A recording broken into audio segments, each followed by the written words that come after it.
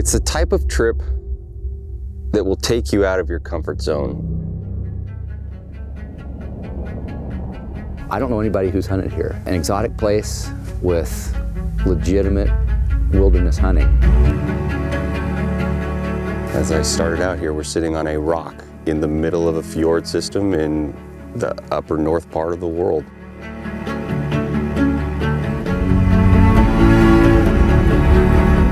It's this mystique and differentness about what this entire thing is. In Greenland, you just never know how many days you're going to have.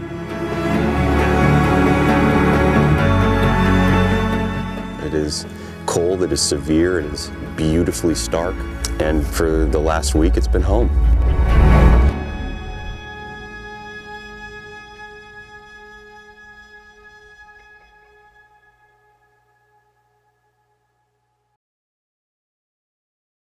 When we arrived at hunting camp, though, luckily we got in about 11:30. My expectation was we would settle in, but Frank's orders were, get your hunting clothes on, we're going out. So we took a Zodiac about 10.5 miles up the water system into a really beautiful valley that had two rivers sort of dumping in from either side. And immediately we're seeing muskox on the shoreline. There's a lot of them up there. So really that was my first chance to start to see how these things behaved, how they moved on the landscape, and how they interacted with each other. Oh yeah. All right, there it is. Looks like it's just bedded. I can't tell if it's a dark rock. It was good to learn those little pieces of what we were looking for in those animals. And that was the really cool part about the first day was Frank talking through how to judge a muskox and what we're looking for, what a cow looks like, what a bull looks like, what a small bull is, what a big bull is. We ended up beaching the boat in the back and immediately we're hunting. In fact, Frank had kind of a calculus. He said, if we can get 2 muskox today and another tomorrow, we'll be in great shape, which to me seemed ludicrous at the time, but from the minute we put boots on the shore, we were hunting.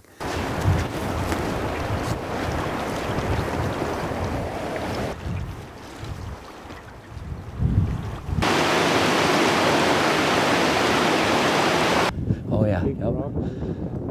All by himself. If we can stay low, I think we could get right in them.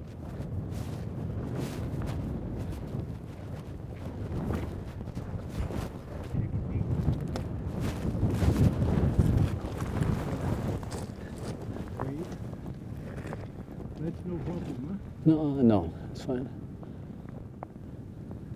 He is a really nice one. Can you see him? So is this the one by himself? No, it's the one. There's 3 together. Yeah, with a calf in between? And it's the one on the right. Oh, yeah. It was so intriguing to see an animal through a rifle scope and watch, waiting for an opportunity, and it took a long time. Yeah. But he's not here. Nope. And that willow's right in the way, too. Go broadside and So he's the one just moving now, yeah, and there's one in front of him. and the cow there. Yeah, You see the size of the body also? I do, yeah. They're herding animals, and so the one that we were after wouldn't separate from the rest of the herd. When he finally did, and that opportunity was there. I want to shoot. Yeah. That's the first shot, I think. Yeah, that was good. He's good. He's good. 260. Look out, Luke, it's gonna be a little painful. Ready? Yep. He's good. He's dead. That first shot goes off, and for me, it's a relief to hear that first shot of a hunt, knowing we've got some success. And there's this little bit of joy inside, going, all right, we've made it to Greenland and we've killed a muskox, and that is super cool experience. And the whole mood kind of changed for me. Like, all right, this is real now. We're really doing this.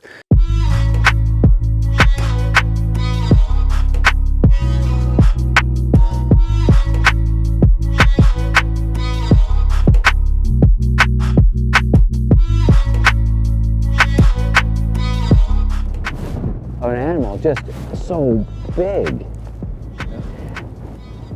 So the size of the hooves and just the beam of the body, I didn't expect to see.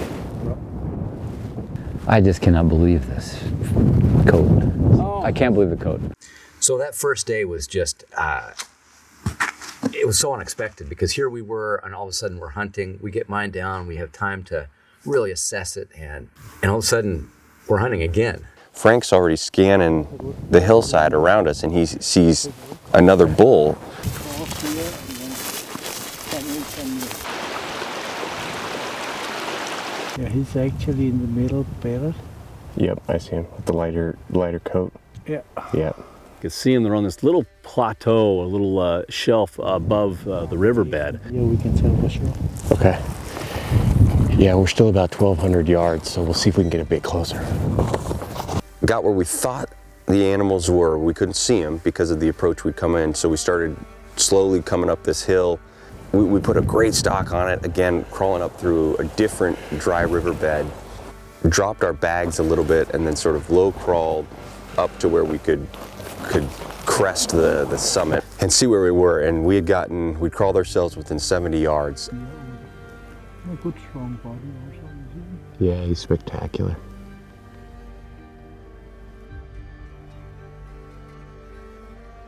So the one we have right here, he's a 6-year-old. We're looking for one a little bit older.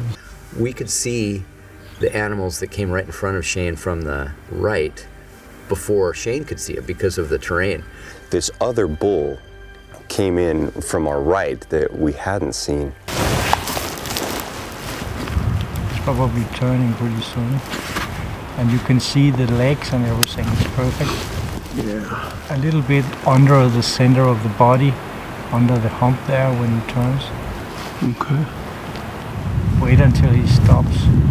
Now is a good time. You ready? Yeah. I think that's a perfect shot. You broke his shoulder.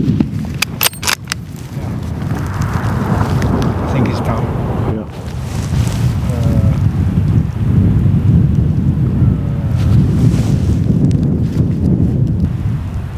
Two good shots. It was both of them were dead center, you know, or so. Yeah. There is a limit to what they can take. There is a limit to what they can take. Only day one of the hunt, we've already got 2 muskox down. To see this muskox just laying out there as big as life was, man, it's just something else. It's hard to describe it because they're just such a unique animal. It's something very, very cool about them. Thank you very much. That was great. Yeah. Yeah, we took our time. Yeah, he's spectacular. I'm really excited about it. Whew. This was an amazing stalk. I think we got into 70 yards of these guys. It was awesome. Nice job. What a finish. And Rafe said the sun came out perfectly for you too. It looks like it just broke. It just was getting a little blue sky and boom. Wow. It is massive. That is good, huh?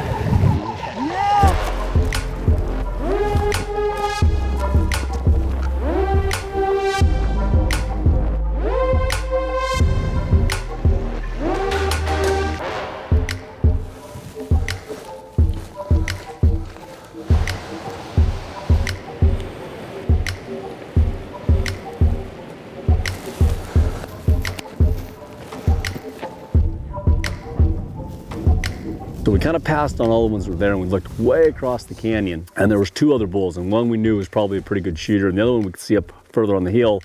Couldn't get a very good idea of what he was. He was still too far away and never would give us a good look at him. So we thought, well, we'll go all the way down through the canyon, back up. We should be on the one that's closer and we'll be able to take him if he's still there and we should be able to see the other one to see if he's any bigger. We've got one big bull right down here underneath us. Another bull up on the hill. We're trying to figure out which one's the better bull right now. This one's gonna be a good one. Which we want to make sure we're not passing and going up. Yeah. So now we're thinking that one might be better. This is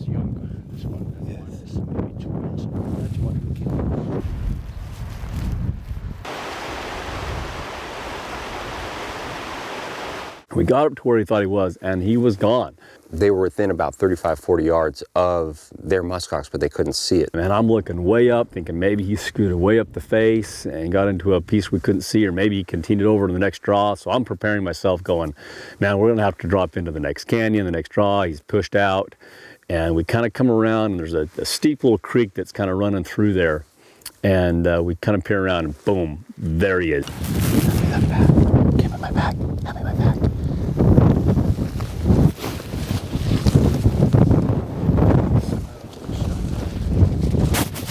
You want it completely broadside? You can shoot him between the legs. Sure. You can go almost to the body. So you have a shot.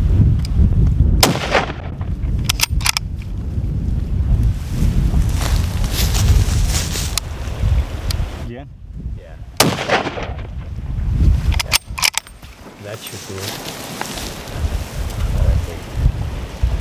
He's a big bull. You see how big he is? Yeah. Again or not? No, he goes down, he goes back.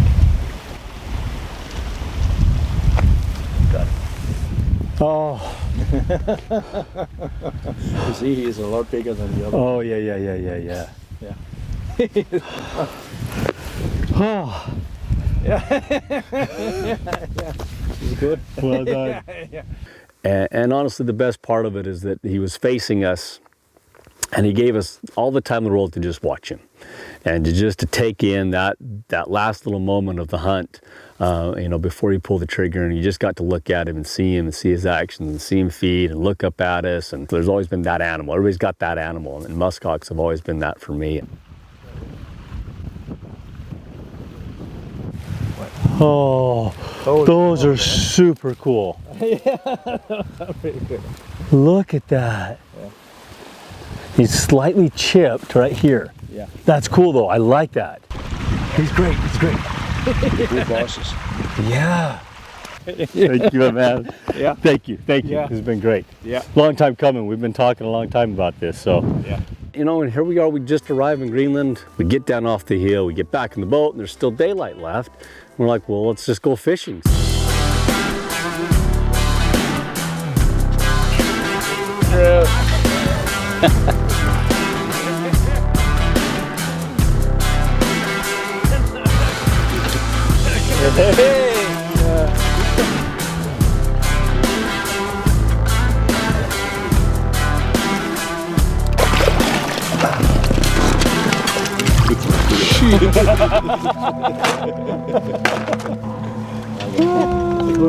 That's a good one.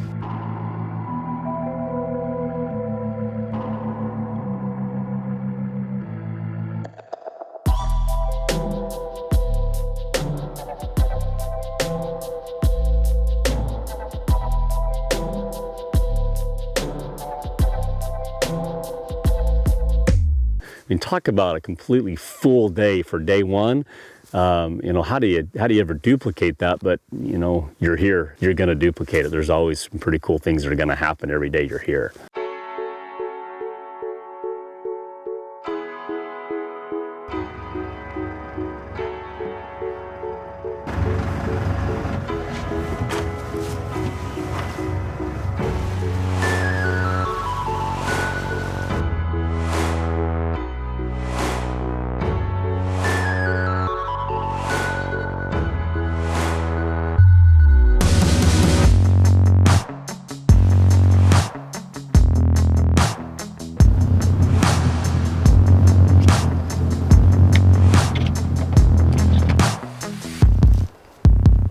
We were on to Caribou, which was actually just as exciting because we knew it was going to be more difficult. Made the hike up in this beautiful valley. Where there's a abandoned cabin sitting at the mouth of this place, and the deeper you walk into it, the more it just sort of unfolds.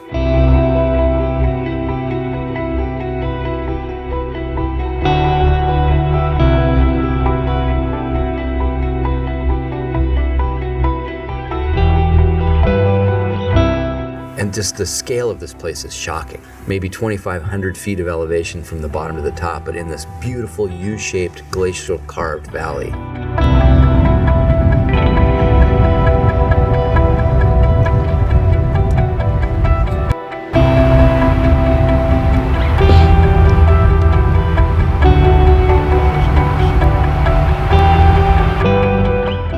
blasting with your buddies, you're waiting for somebody to say those magical words, found one, right? And Andrew did that. I mean, they were impossibly far away, They looked like rocks. They looked like rocks on a lunar landscape. and they honestly seemed like a day's hike away. They seemed that far away. All right, let's do it. Let's go. Go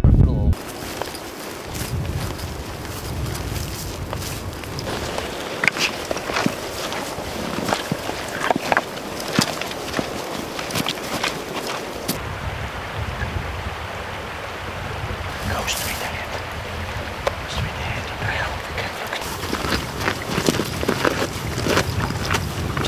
On the first hill, behind it's a valley. On the big ahead was behind the valley.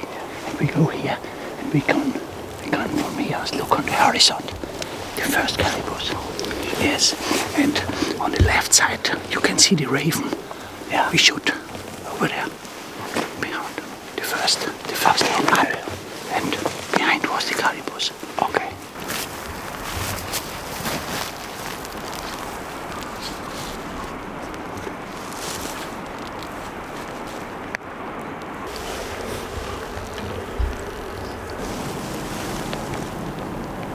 Yeah, the bulls.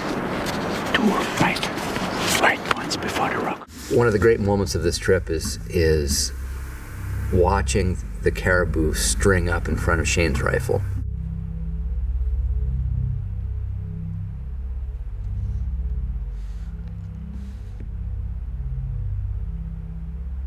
It was probably the best hunting experience I've ever had because I had Rafe and Andrew there right behind me on the binoculars.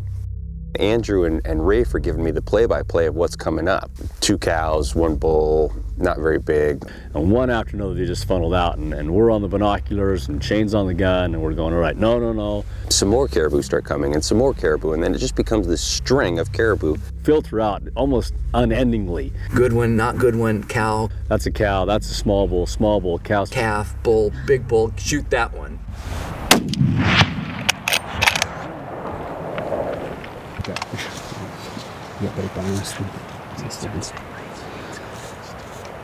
This caribou comes up, and he is just massive. Just a giant bull, super wide, definitely the herd bull coming up out of the hole there. And then it dawns on us, there's more caribou, right? They're still coming up. So Andrew and I, we grab our bags and our guns and we rush to the rock and we throw down on the rock, and now we're watching the rest of the herd come up. And unfortunately, there was nothing else that popped up, but it was just kind of fun to see, we're celebrating Shane, then all of a sudden dawns on us, there's still a chance, and we're trying to rush to get into a shot.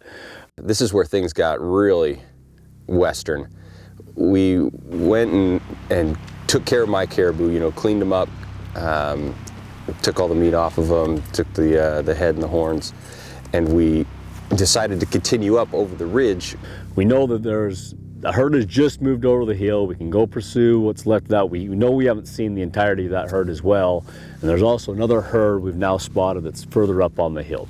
And we decided to continue up over the ridge where the rest of that herd had gone. And Shane sees him first, he whistles at us, and the minute I put my binocular on him, holy smokes, I think both of these are both trophies. These are both worth going for. But which one? So I'm back and forth, and the minute I was behind the scope looking at them both, I just saw these great backs and tops, and I said, that's the one.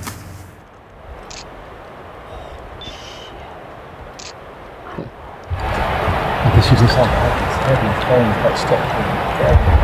Yeah. I think it's the one on the Right.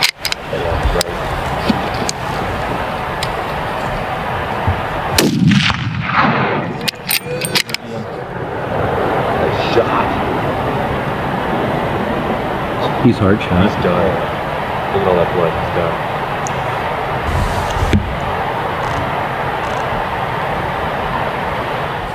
I'm never going to shoot a bull that's as cool as this ever again. He's not typical. He's not what I came here thinking I was going to shoot, this big, majestic caribou that you see in the pictures all the time. But this is different. You're never going to shoot another caribou like this. So There was no question about it. I rolled away, he rolled on there. you're not going to find that caribou ever again. He'll be already running. What is it? What you think?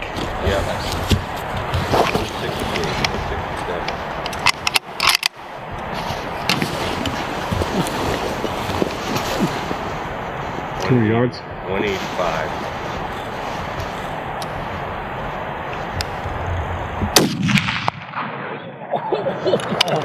All of a sudden, like it was all over. We'd shot 3 caribou this morning. We thought, you know, we were lucky to get one if we hiked clear to the top of the mountain. Here we are in the same little draw in this valley within the hour. And we shot 1 and we shot 2 within 30 seconds of each other. What a great experience. And we all just kind of sit there and laugh for a little while, kind of thinking, how in the heck did this just happen? It's a nice bull. Yeah, it's an amazing bull. Those are both amazing. I've never seen anything like that. And that's hunting. You know, you go your whole life planning for trips and going on these long travels, and we've traveled for days to get here, and we've gone on wild boat rides, and we've done all these crazy things to get here, and we've gone on this long hike, and then all of a sudden, bang, bang, it's over. What a great experience to have with good people.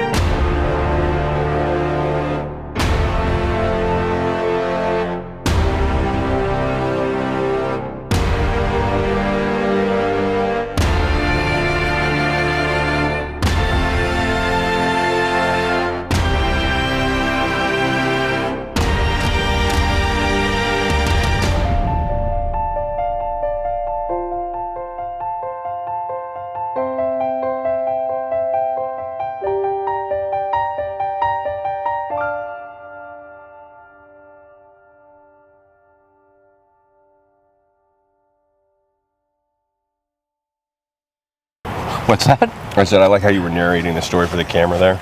I think our moms are really going to like hearing it. That's the only people I can assume are going to watch this.